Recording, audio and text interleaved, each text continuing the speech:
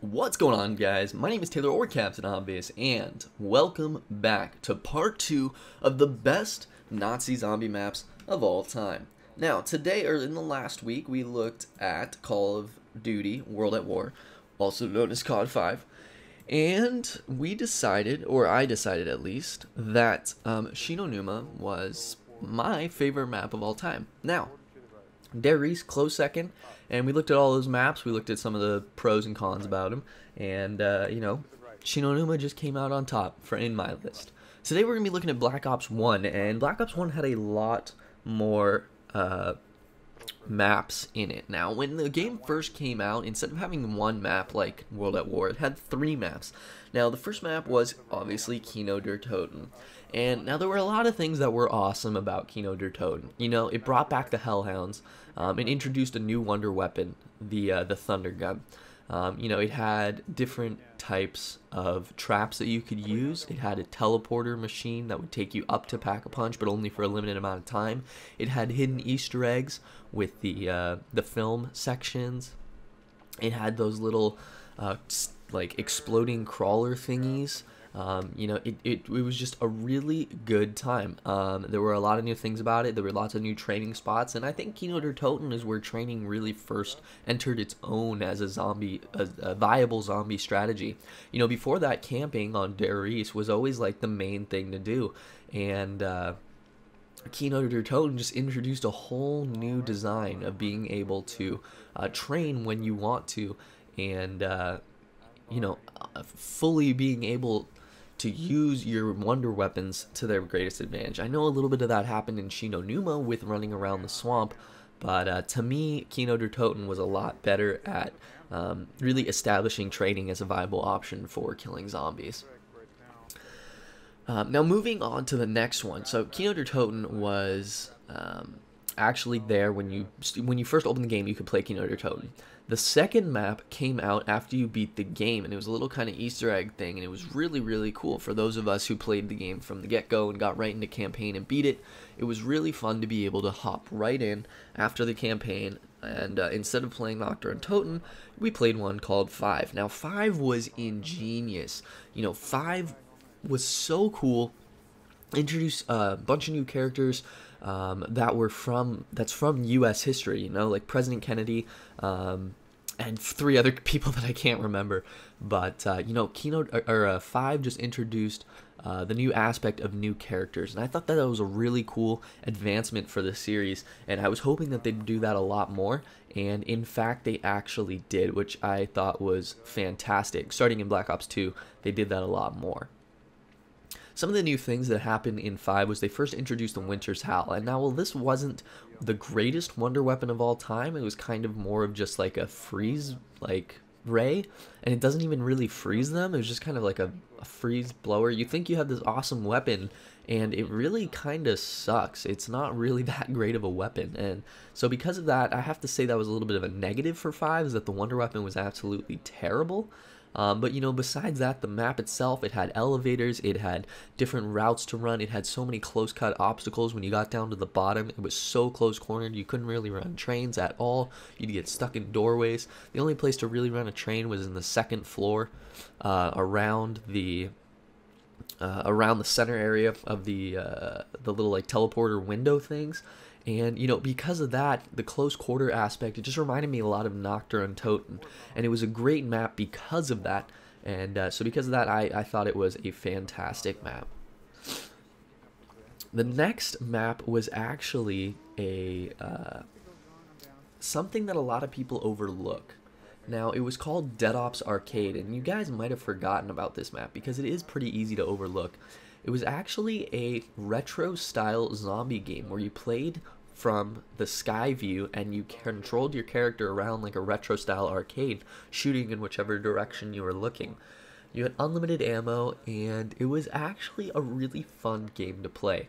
Now, I'm not really going to be taking this game into account because if you compare it to all the other real zombie games, it doesn't even match up. But as a little like filler that they added as a third map, I thought it was an amazing idea. I just think it could have been executed a little better. You know, it was really hard to get to high rounds, which I guess was the point. Once the monkey came, it was even more difficult.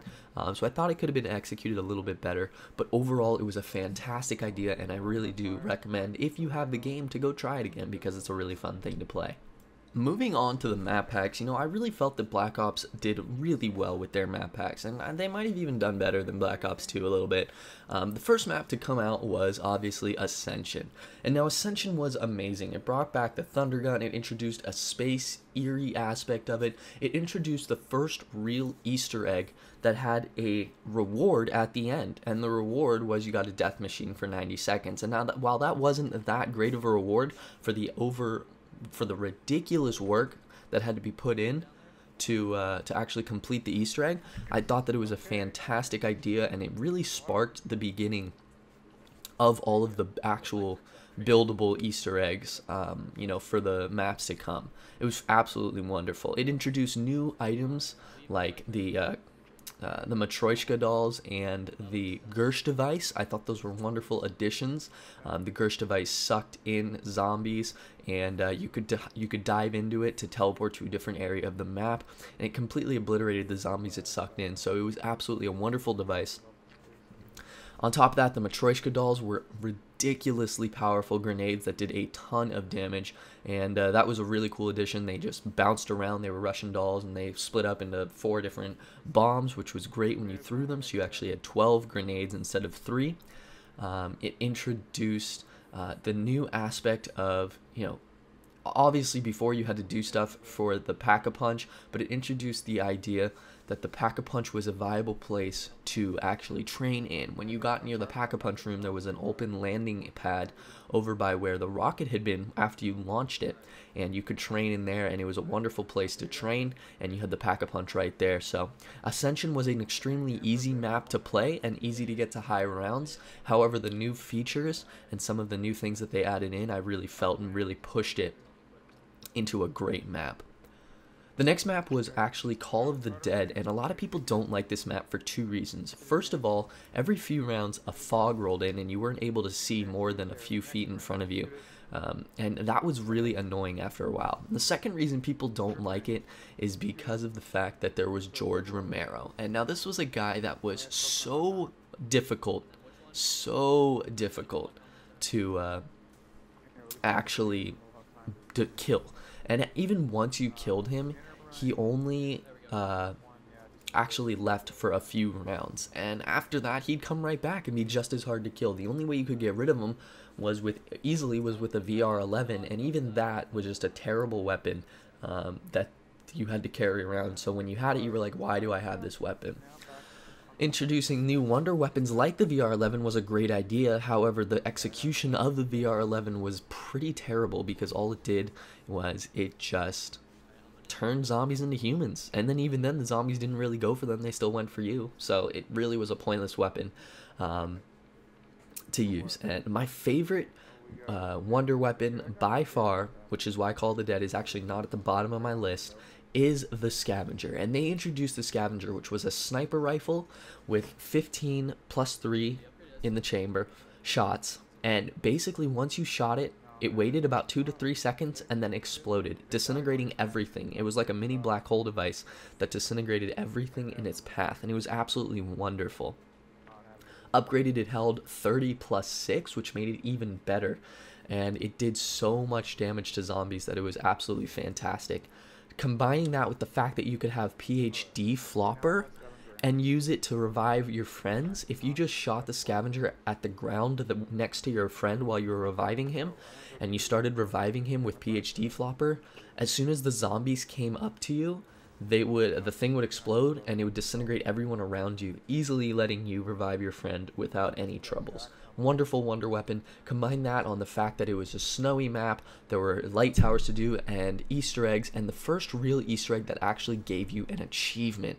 And now I thought that was just a wonderful advancement in the Call of Duty zombie series, and that just really sparked the way for achievement-based hunting on zombies. Because before that, you didn't get many achievements for playing zombies, but after that, it was pretty much 10 achievements per map.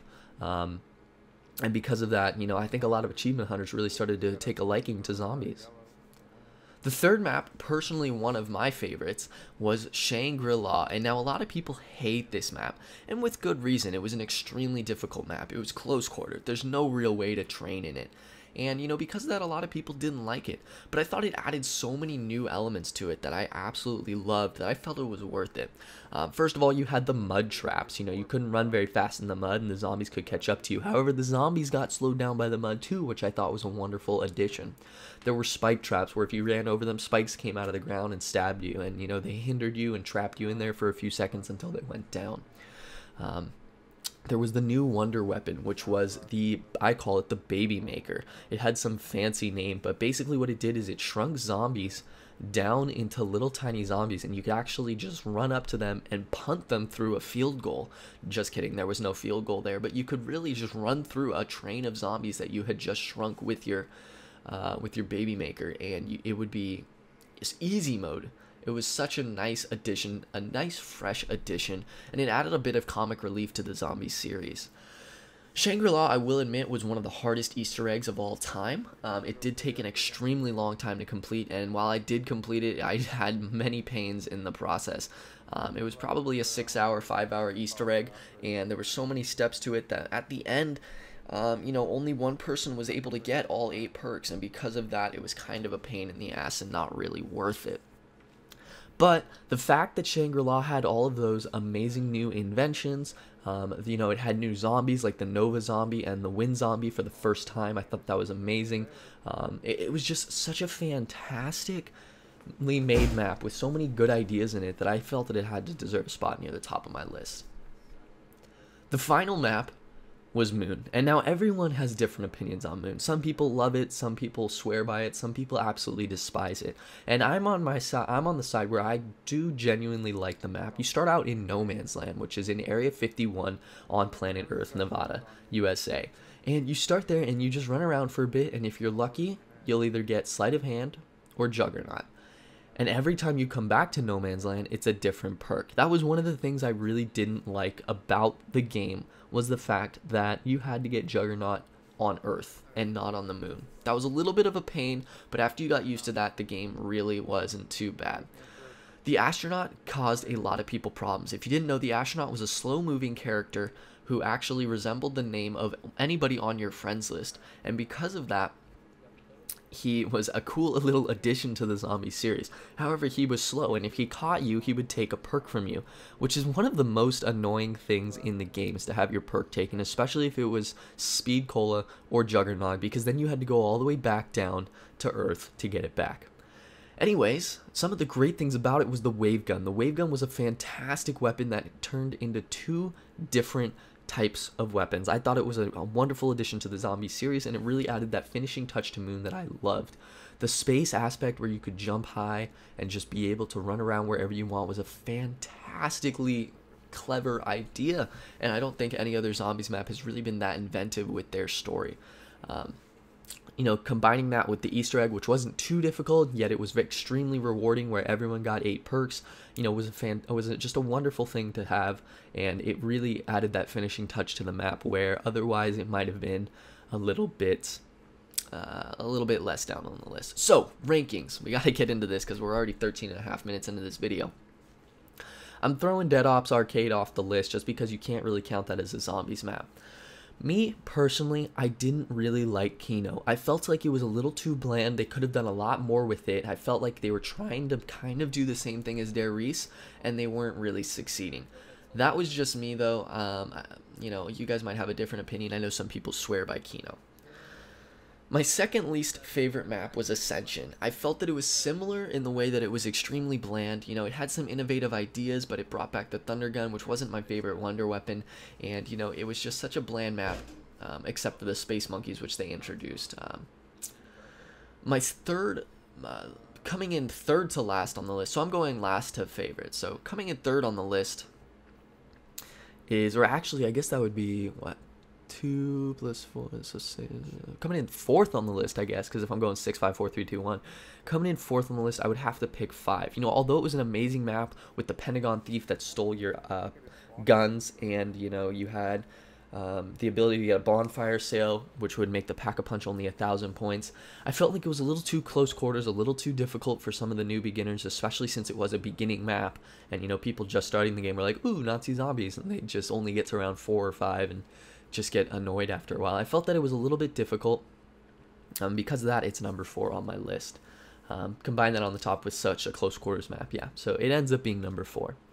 Number 3 on the list, I'd have to pick as Shangri-La. Shangri-La was a wonderful map with many new ideas. Like I said, the baby maker, such close quarters, the hydroplanes that shot you out of the ground, the new zombies. I thought it was an amazing game. I just felt like they could have done a little bit more with it, maybe had one extra area, and that would have really pushed it over the top of my list. Number 2 on my list, between number 2 and 1, I have to pick number 1 as Moon, and coming in as a close second, Call of the Dead. Call of the Dead was wonderful, and really the only reason I loved it so much was because of the scavenger. That wonder weapon made it for me. That wonder weapon was the best thing ever, and I wished they had brought it back, even though they never did. And finally, we're left with Moon. Now, Moon, with all its faults, which aren't that many, just to be clear, there aren't that many faults with Moon, I felt that it was probably the best made map. Obviously, it was the last one, and I just felt like it was such a wonderful experience playing that game with friends that it has to be on the top of my list. Anyways, guys, I hope you all enjoyed this video. If you did, make sure to leave it a like. Tell me what you guys think about your favorite zombies game, and make sure to tell me what you guys are expecting in Black Ops 2. Anyways, guys, my name's been Taylor, and I will see you all in the next video. Peace out.